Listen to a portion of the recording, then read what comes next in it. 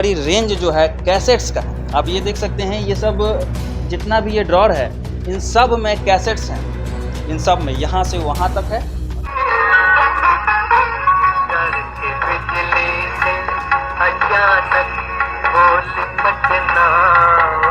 तो ये 78 आरपीएम के रिकॉर्ड्स बनते थे। इन रिकॉर्ड की खासियत क्या थी? ये बिना बिजली के बजते थे। इनके प्लेयर्स भी अलग होते थे। उस समय में इसकी कीमत तकरीबन 50 रुपये के आसपास होती थी, 80 के दशक में। ये महंगा शौक था। अफसोस कि रिकॉर्ड्स ख़त्म हो गए, प्रेम भी ख़त्म हो गया, संगीत भी ख़त्म हो गया। संगीत तो है, अभी आप डिजिटल रूप में देख सकते हैं। कब की मशीन है ये? ये 1960 की बनी हुई मशीन है। आपने खरीदा कब है? ये मशीन हमको खरीदे हुए लगभग 15 साल हो गए। 15 साल जी। कितने का पड़ा था? ये मैंने उस समय 6,000 रुपये का लिया था और आज इसकी कीमत 20,000 से ऊपर। इंग्लैंड की बनी हुई है और इसकी आवाज़ की क्वालिटी इससे ज़्यादा अच्छा है। एक सवाल बताइएगा, आप इतना कैसेट रखे हुए हैं, हर तरह का कैसेट रखे हुए हैं, लेकिन आज आपको अगर गाना सुनने का मन करता है तो यूट्यूब पे सुनते हैं कि इसी पे सुनते हैं? ये जो पूरे कैसेट्स का कलेक्शन है और ये जो भी इक्विपमेंट्स हैं, जो प्लेयर्स हैं, इन सब की कीमत क्या होगी? 5,000 अगर रिकॉर्ड्स हैं तो इस हिसाब से मान के चलिए 50 लाख रुपये होगा। 50 लाख जी, केवल रिकॉर्ड्स की कीमत। केवल रिकॉर्ड्स 50 लाख का है जी। इतने में तो आप शहर में 1 कट्ठा ज़मीन ले लेते हैं। नमस्कार, मेरा नाम आदर्श है और आप देख रहे हैं राइजिंग छपरा। म्यूज़िक के शौकीन तो आप सब भी होंगे, लेकिन अगर कहा जाए कि आप कितना शौकीन हैं तो उसका जवाब शायद नहीं दे पाएंगे। लेकिन इस वक्त छपरा के एक ऐसे शख्स हमारे साथ मौजूद हैं जिनके पास इस सवाल का जवाब है कि वो कितने शौकीन हैं। तो अविनाश जी, आपका स्वागत है हमारे चैनल पे। धन्यवाद, आपका भी बहुत बहुत स्वागत है। तो हमारे इस सवाल का जवाब आप दीजिए कि आप म्यूज़िक के कितने शौकीन हैं। देखिए, शौक़ की कोई सीमा नहीं होती है, शौक़ असीमित होता है और शौक़ जब अपने चरम से गुज़र जाता है तो उसे जुनून कहते हैं। तो मुझे संगीत सुनने का एक जुनून है और यही जुनून मुझे आज इस मुहाने पे ले आया है कि आज मेरे पास एक संगीत का बहुत बड़ा एक संग्रहालय बन चुका है। संगीत जब से शुरू हुआ और जब ख़त्म हुआ, मान के चलिए कि आज संगीत ख़त्म हो चुका है, अब संगीत नहीं बन रहा है। जो बन चुके हैं आज उन्हीं चीज़ों को हम लोग सुन रहे हैं। तो तकरीबन जितने भी फॉर्मेट में संगीत बने हैं वो सारे फॉर्मेट मेरे पास आज बजते हुए आप देख सकते हैं। तकरीबन 5 या 6 फॉर्मेट में संगीत बना है। जब से हम लोगों ने बोलता हुआ संगीत सुनना आरंभ किया तब से लेके आज तक लगभग 5-6 फॉर्मेट में संगीत बना हुआ है। रिकॉर्ड्स बने, एलपी रिकॉर्ड्स बने, सीडीज़ बने, कैसेट बने, डीवीडी बने, ब्लू-रे बना। मतलब लास्ट हम लोग मेमोरी चिप पे आके ख़त्म हो गया। लेकिन ये सभी फॉर्मेट मेरे पास आप बजते हुए देख सकते हैं। आपके हाथ में कुछ कैसेट्स हैं, इनके बारे में देखिए, सबसे पहले जब हम लोगों ने संगीत को सुनना प्रारंभ किया तो ये 78 आरपीएम के रिकॉर्ड्स बनते थे। इन रिकॉर्ड की खासियत क्या थी? ये बिना बिजली के बजते थे। इनके प्लेयर्स भी अलग होते थे, जो बिना किसी इलेक्ट्रिक, बिना किसी बैटरी के सुने जा सकते थे। ये तकरीबन 1930 के आसपास इनकी खोज हुई थी और 1960-62 के दशक आते आते इनके प्रचलन कम हो गए, ये ख़त्म हो गए। उसके बाद इनका एक एडवांस वर्ज़न ये एलपी रिकॉर्ड्स का आया। ये रिकॉर्ड्स इस रिकॉर्ड से काफ़ी अच्छे क्वालिटी के होते थे, इनकी साउंड क्वालिटी काफ़ी अच्छी होती थी, लेकिन इनके सुनने के जो मशीन होते थे वो बिजली से चलने वाले होते थे, वो इस मशीन पे नहीं चल पाते थे और इनके साइज़ भी बड़े होते थे।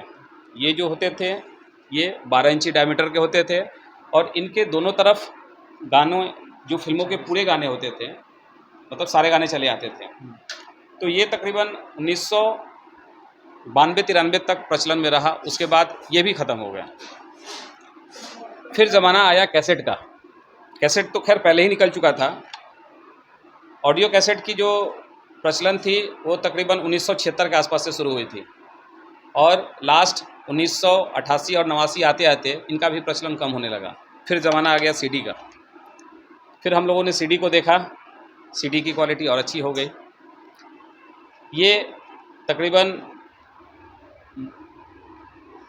2000 तक प्रचलन में रही। उसके बाद से हम लोग गानों के साथ साथ फिल्मों का भी मज़ा लेने लगे। तो उसके साथ डीवीडी, ब्लू-रे ये सब आने लगे और इसमें फुल फिल्मों के साथ साथ गाने भी आने लगे जो एचडी क्वालिटी में होते थे। लेकिन गाने सुनने का जो मज़ा रिकॉर्ड्स में थे वो शायद इन फॉर्मेट्स में कभी नहीं आया। आज भी जो भी गानों के शौकीन हैं, जो पुराने लोग हैं, रिकॉर्ड्स में ही गानों को सुनना उन्हें पसंद है।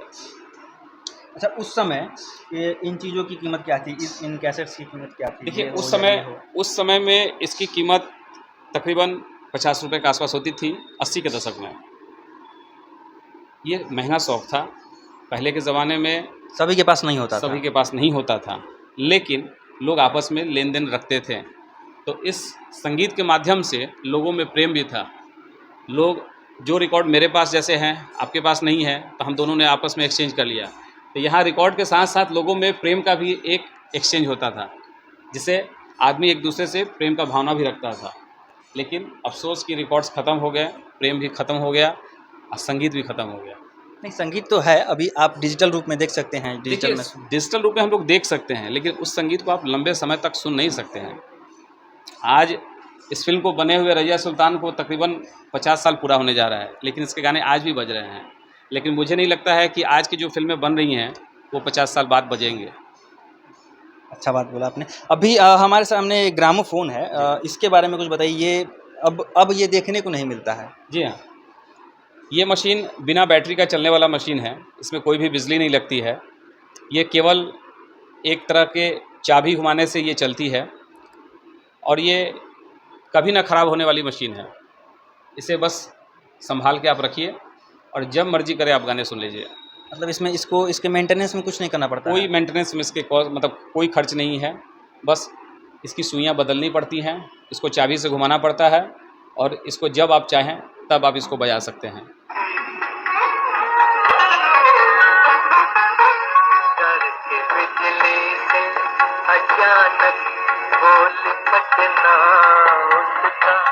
अच्छा, ये बिजली से नहीं चलती है, बैटरी से नहीं चलती है, तो इसका मैकेनिज्म काम कैसे करता है? देखिए, इसकी मैकेनिज़्म जैसे हम लोग जो पहले घड़ी पहनते थे, घड़ी में एक बार सुई दे देते थे और वो घड़ी हमें दिन भर समय बताती थी। ये कहीं ना कहीं उसी मैकेनिज़्म पे काम करता है। एक बार हमने चाबी दे दिया और उस चाबी की मदद से ये रिकॉर्ड का ये जो प्लेट होता है वो घूमता है और यहाँ से साउंड को प्रोड्यूस करता है।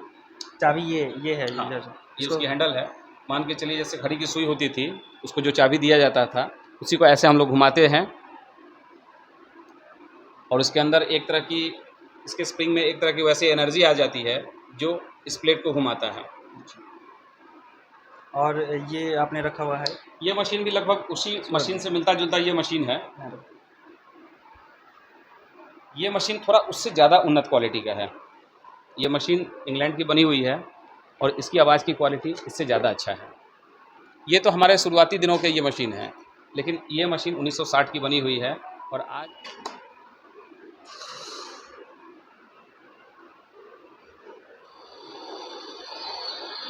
इससे साफ बजता है।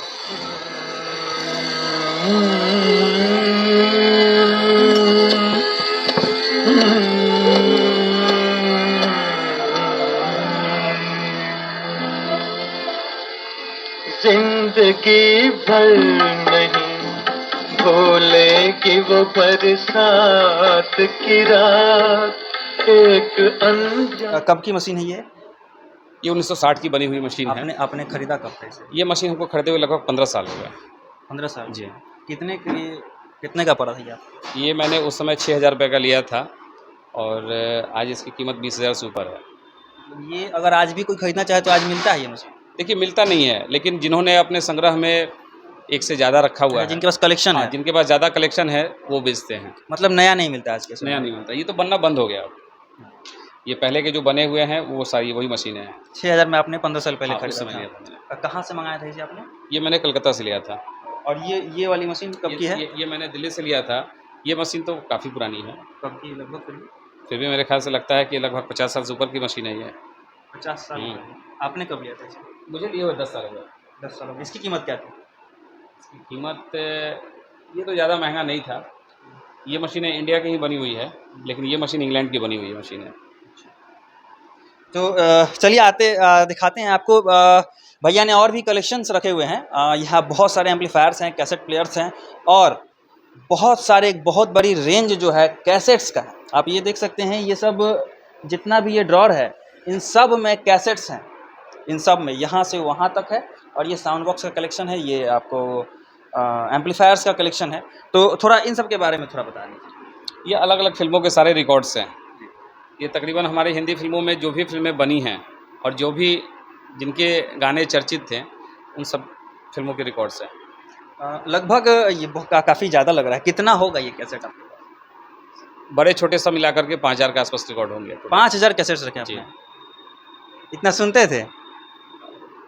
शौक है, कभी कोई रिकॉर्ड्स एक दिन ही सुन ले तो मन भर जाता है उससे आदमी। अच्छा, एक सवाल बताइएगा, आप इतना कैसेट रखे हुए हैं, हर तरह का कैसेट रखे हुए हैं, लेकिन आज आपको अगर गाना सुनने का मन करता है तो यूट्यूब पे सुनते हैं कि इसी पे सुनते हैं? इसी पे सुनते हैं।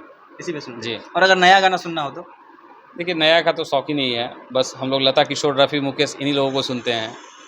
तो ये लोग तो अब है नहीं कि गाएंगे, जो गाया हुआ है बस उन्हीं को सुनते हैं। अच्छा, आपका ये जो शौक है, इस शौक पे आपके घर वालों का क्या रिएक्शन? घर वालों का भी एक सहयोग रहता है, इसके रख रखाव में उनका पूर्ण सहयोग रहता है। और उनके तरफ से कोई भी इसके प्रति कोई भी नेगेटिव कोई नज़रिया, मतलब उनका नज़रिया नहीं रहता है। उनका भी एक पूर्ण सहयोग रहता है हमारे लिए। कब से आपने कलेक्शन शुरू किया इन कैसेट्स का? देखिए, रिकॉर्ड का कलेक्शन तो लगभग हम 25 साल से कर रहे हैं, और बाकी ये सीडीज़ वगैरह तो बाद में हुआ, लेकिन रिकॉर्ड सबसे पहले हम इकट्ठा करना शुरू किए लगभग। अच्छा, और ये सब जो ये मशीनें, ये तो सब नई लग रही हैं? हाँ, ये सब तो मशीनें नहीं हैं, लेकिन बाकी जो एम्पलीफायर्स वगैरह हैं, ये सब ये तो बाहर की बनी हुई है, लेकिन पुराने प्लेयर्स भी हैं मेरे पास। क्या है? ये रिकॉर्ड प्लेयर है, अच्छा। ये मेड इन यूएसए है। बाकी अपने मेड इन जापान जो पहले की जो पुरानी मशीनें थी, वो सब मशीनें भी हैं। ये मेड इन जापान है? हाँ, ये मेड इन जापान है, जेवीसी की मशीन है। ये इसको उस दिखा टाइम दीजिएगा थोड़ा जूम करके। ये उस टाइम की बनी हुई है। ये तकरीबन 1980 की बनी हुई है मशीन इसकी ये। कीमत क्या होगी उस समय? देखिए, उस समय तो ये महंगे थे, लेकिन मैंने इसे सेकेंड हैंड में लिया था तकरीबन 11 से 12 हज़ार रुपये में। इसमें भी वही कैसेट्स हाँ, लगते वही हैं? रिकॉर्ड्स लगेंगे, रिकॉर्ड से ही बजेंगे ये सब। हाँ, और ये कैसेट प्लेयर अभी आपने रखा हुआ है? कैसेट प्लेयर तो खैर ये मैंने अभी ज़्यादा दिन पहले नहीं लिया है, लेकिन पहले के मेरे पास कैसेट प्लेयर्स और पड़े हुए हैं। लेकिन ये एक आहूजा के डीलर थे पटना के, उनके पास पड़ा हुआ था, तो मैं लास्ट टाइम गया था पटना तो वहाँ से लाया था। ये सब क्या है? ये सीडी प्लेयर है और इसके साथ में कैसेट प्लेयर है। चलिए, बहुत बढ़िया आपने कलेक्शंस रखा हुआ है। और जो कैसेट्स हैं, इनमें से कुछ आपका पसंदीदा गाना कौन है जिसको आप बार बार सुनना पसंद करते हैं? कई सारे हैं, किसी एक का कहना तो मुश्किल है। मुझे तो रफ़ी के गाने से ज़्यादा पसंद है। मोहम्मद रफ़ी के गाने आपको बहुत पसंद है। और ये सब शायद फिल्में हैं? ये ब्लूरे हैं। ये कभी होम थिएटर पे कभी फिल्म देखने का मन करता है, तो ये ब्लूरे से आदमी घरों में, मतलब फिल्मों का भी कलेक्शन रखा है आपने? हाँ। काफ़ी पुरानी बहुत सारे तो फिल्में हैं नहीं यहाँ है, पे। लेकिन जो चर्चित फिल्में थी वो सारे फिल्में हैं। टाइटैनिक वगैरह सब हैं। बहुत बढ़िया आपने कलेक्शन रखा है। और बहुत ही अजीब शौक है, मतलब बहुत कम, रेयरली लोग इतना कलेक्शन कैसेट का रखते हैं। हम लोगों के भी घर में डीवीडीज और सीडीज़ थे, तो हम लोगों ने समय के साथ उसे हटा दिया।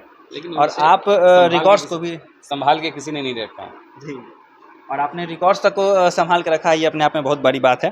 तो आप अभी अविनाश जी को देख रहे थे, और हमको लगता है कि अगर संगीत का प्रेमी कहें तो अविनाश जी जैसा अभी छपरा में मुझे नहीं लगता कि कोई संगीत प्रेमी है। और जिस तरह का कलेक्शन इन्होंने रखा है अपने आप में, इनके घर में ये एक म्यूज़ियम है, एक संगीत का एक म्यूज़ियम है, जो इतने पुराने पुराने कैसेट्स, इतने पुराने पुराने सीडीज़ जो इन्होंने रखे हैं, और ग्रामोफोन जो रखा है, ये बहुत बड़ी बात है। आज के समय में कोई अपने घर में पुरानी चीज़ों को रखना नहीं चाहता है।